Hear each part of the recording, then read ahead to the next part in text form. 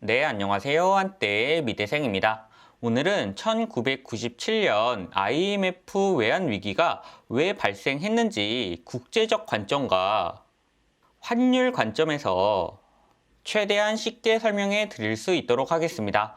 오늘 영상은 조금은 어려우실 수도 있는데요. 그래도 경제 위기를 이해하기 위해선 꼭 필요한 내용이기 때문에 한 번쯤은 끝까지 들어봐 주셨으면 좋겠습니다. 저에게 1997년 외환 위기를 처음부터 이해하기 위해선 뭐가 필요하나요? 라고 물어보신다면 저는 환율이라고 답해 드리는데요. 특히 일본의 환율을 이해하실 필요가 있다라고 답변을 드립니다.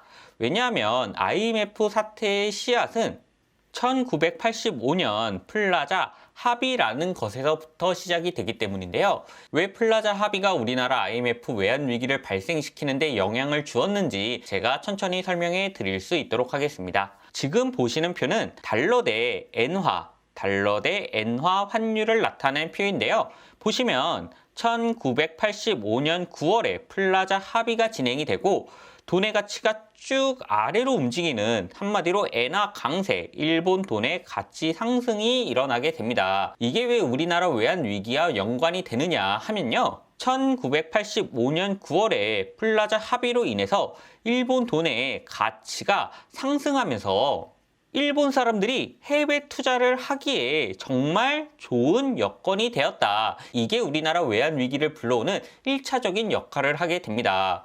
왜냐하면 일본인이 해외 투자를 한다면 예를 들어 10억짜리 아파트가 있다고 했을 때 기존에는 일본 사람 기준으로 1억 5천엔이 필요했지만 돈의 가치가 상승하고 나면 1억엔 밖에 필요하지 않은 이런 상황이 펼쳐지기 때문이죠. 이런 상황에서 1985년 이후에 일본은 당연하게도 해외 투자를 늘리게 되었는데요. 특히 태국 등 동남아 지역에 투자를 증가시키는 1985년부터 1990년까지 투자를 크게 늘리는 결과로 이어지게 되었습니다. 동남아시아 투자 증가는 자본 투자는 일본이 맡고 동남아시아는 생산을 맡아서 어떻게 보면 윈윈하는 거래로 보여질 수도 있었지만요. 동남아시아가 생산을 맡았다는 것에서부터 문제의 원인이 생기기 시작합니다. 왜냐하면 투자의 증가는 생산의 증가와 이어지게 되는데 일본이 투자한 동남아시아 국가들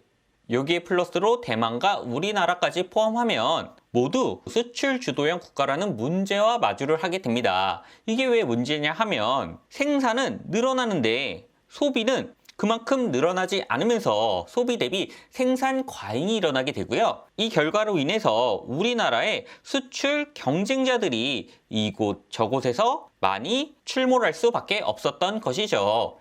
이렇게 되면서 1990년대 들어서 반덤핑이라는 용어가 신문을 장식하게 되는데요. 반덤핑이라는 용어는 적자를 감수하고서라도 수출을 한다.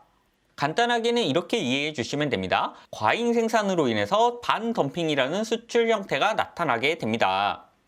또 다른 기사를 보시면 1991년도에도 반덤핑 관세, 여기에서는 한국 등으로 추가가 됩니다. 우리나라뿐만 아니라 다른 나라들도 반덤핑에 뛰어들기 시작하게 되는데요. 이렇게 되니까 한국의 연도별 무역 수지는 당연히 1090년대를 기점으로 적자에 들어설 수밖에 없겠죠.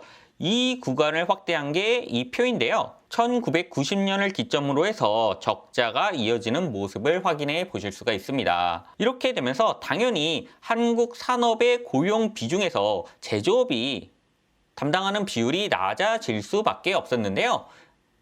제가 강조한 사각형에서 남색 표시 이 부분을 보시면 1990년 제조업 고용 비중이 피크를 찍고 그 다음부터는 완만하게 하락하는 모습을 확인하실 수가 있습니다. 이렇게 과잉 생산이 늘어나는데 과잉 생산의 끝판왕 경쟁자가 등장을 합니다. 바로 중국인데요.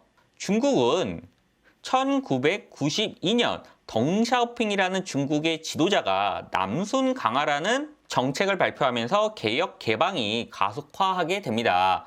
중국은 이때부터 수출 위주의 공업화 정책을 적극적으로 밀어붙이는데요. 한마디로 저렴한 인건비와 국가 차원의 강력한 지원으로 한국의 수출 시장 점유율을 잠식해 나가는 게 1992년 이후부터 시작이 됐다라고 이해를 해 주시면 됩니다. 한국, 중국, 일본 세 나라의 수출 시장 점유율을 보여드리면요. 정확하게는 1992년부터 중국의 남순 강화 정책이 발표된 이후부터 차이가 조금씩 벌어지면서 나중에는 더 크게 차이가 벌어지는 모습을 확인하실 수가 있죠. 이렇게 중국이 적극적으로 등장을 하다 보니까 당연하게도 1992년 이후에는 무역 적자가 더 큰 폭으로 발생이 되는 모습을 확인하실 수가 있게 되는 것이죠.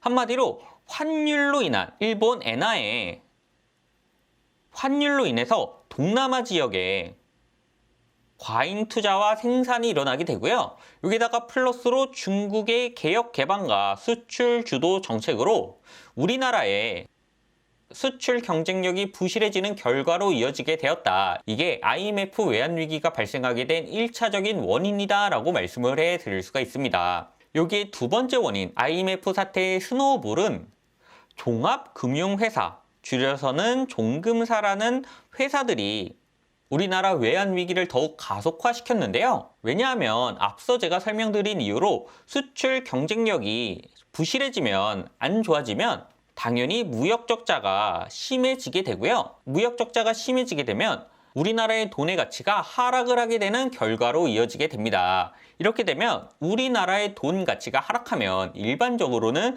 수출 경쟁력이 상승하면서 위기를 탈출하는 이런 메커니즘으로 경제가 돌아가게 되는데요. 왜 우리나라는 이런 메커니즘이 동작을 하지 않았냐? 이건 1993년 취임한 김영삼 대통령의 귀국 인사를 통해서 조금은 이해를 해 보실 수가 있습니다. 김 전 대통령님은 국제화, 세계화는 이 시대의 큰 흐름이다 라고 주로 말씀을 하셨는데요. 한마디로 우리나라 경제를 세계화시키겠다라는 표현을 자주 하셨죠. 그러면서 한국의 무역 수지 적자가 이렇게 확대되는 동안에 원화 환율이 오히려 더 강해지는 원화 강세가 이뤄지게 되는데요. 1993년 말부터 원화 강세가 일어나면서 무역 적자가 더 심해지는 결과를 초래하게 됩니다. 한마디로 제가 방금 보여드렸던 이 표에서 수출 경쟁력이 부실하고 무역 적자가 심화됐는데도 우리나라 돈의 가치가 오히려 상승을 하게 되면서 수출 경쟁력이 상승하지 못하고 오히려 더 악화되는, 수출 경쟁력이 부실해지면서 다시 무역 적자가 심화되는 악순환에 빠지게 된 게 가장 큰 외환위기의 원인이 되었고요. 여기다가 더해서 우리나라 돈의 가치가 상승한다는 말은 달러로 대출을 받아 원화로 투자하기에 유리하다는 말과 동일한데요.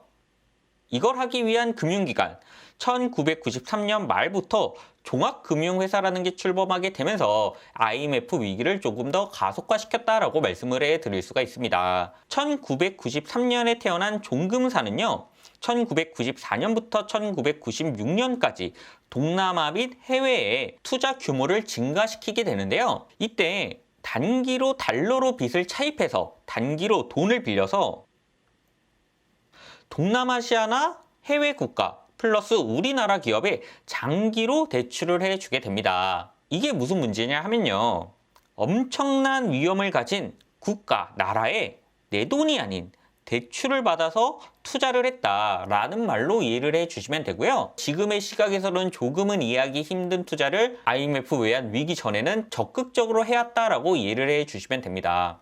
어찌됐든 간에 내 돈이 아닌 대출을 받아서 해외 투자를 했다면 투자한 나라의 경제가 성장해야 내 투자금을 회수를 할 수가 있겠죠. 그런데 제가 방금 어떤 말씀을 드렸나요? 1992년에는 중국이 수출 위주의 공업화 정책을 펼쳤고, 또 일본은 1995년에 미국과 역플라자 합의라는 걸 하게 됩니다. 이로 인해서 일본 돈의 가치가 오히려 하락하고 다시 수출 경쟁력이 강화되게 되는 이런 시대적인 배경과 종금사의 투자가 맞물려지게 됩니다. 당연하게도 종금사가 주로 투자한 동남아 신흥국들은 수출 경쟁력이 우리나라와 비슷하게 악화가 될 수밖에 없었고요.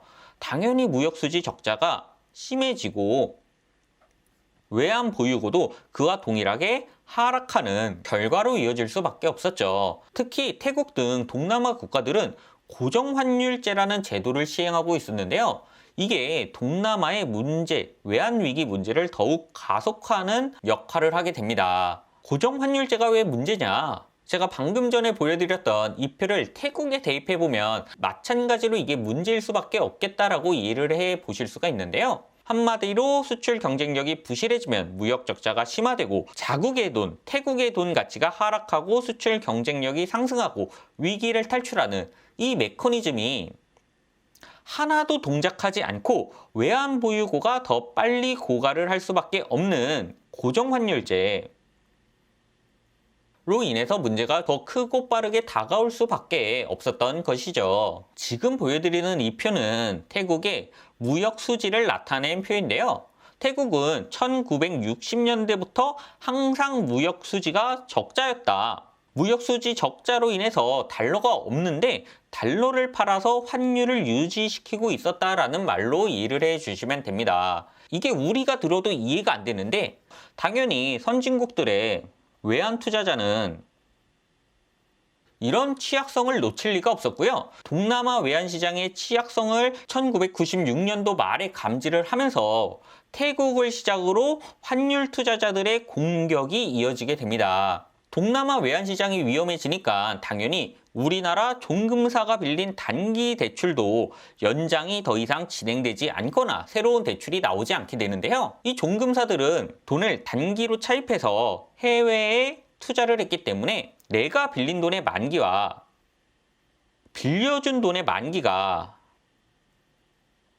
서로 일치를 하지 않게 됩니다. 이렇게 되면 단기로 차입한 대금에 돈을 갚아야 하는 날에 돈을 갚을 수가 없고 또 만기 연장이 불가능하게 되면 파산으로 이어질 수밖에 없는데요. 이 종금사들은 이 파산 사태를 어떻게든 막고 싶어서 우리나라 대기업에 빌려준 대출금들을 회수를 하게 됩니다. 이게 1997년 초부터 진행이 되는데요.